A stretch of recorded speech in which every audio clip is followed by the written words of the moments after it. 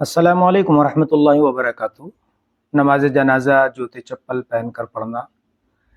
اگر نماز جنازہ کوئی شخص پڑھ رہا ہے اور اس کے جوتے چپل بالکل پاک اور صاف ہیں، نئے ہیں، یعنی ناپاکی کی کوئی شک و شبہات نہیں ہے، بالکل پاک اور صاف ہیں، تو جوتے چپل پہن کر بھی نماز جنازہ ہو جائے گی۔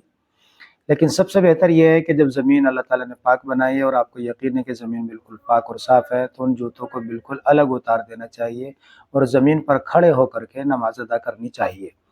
اور اگر کسی وجہ سے وہ جوتے چپل آپ کے یقینی طور پر پاک ہیں تو ان کو پہنے پہلے بھی نماز جنازہ ہو جائے گی۔ اور اگر ان کا نیچے کا تلا جوتے یا چپل کا ناپاک ہے تو آپ اپنے پیر نکال کر کے اگر اس کے اوپر رکھ لیتے ہیں،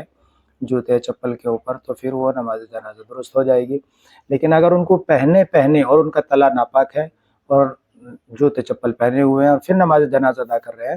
تو پھر نماز جنازہ درست نہیں ہوگی، اس لیے کہ نیچے کا تلا جس پر پیر لگا ہوا ہے وہ نیچے کا تلا ناپاک ہے۔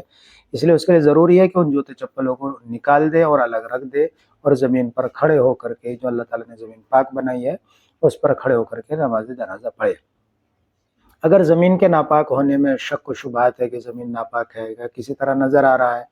تو پھر آپ جوتے کے اندر سے پیر نکال کر اس کے اوپر پیر رکھ لیں اور پھر جوتے چپل کے اوپر پیر رکھ کے نماز جنازہ پڑھ سکتے ہیں، کوئی حرج نہیں۔ لیکن اگر زمین کے بارے میں بالکل یقین ہے کہ زمین پاک ہے تو پھر جوتے چپل بالکل سائڈ نکال دینے چاہیے، ایک طرف الگ کر دینے چاہیے اور زمین پر کھڑے ہو کر کے نماز جنازہ پڑھنی چاہیے۔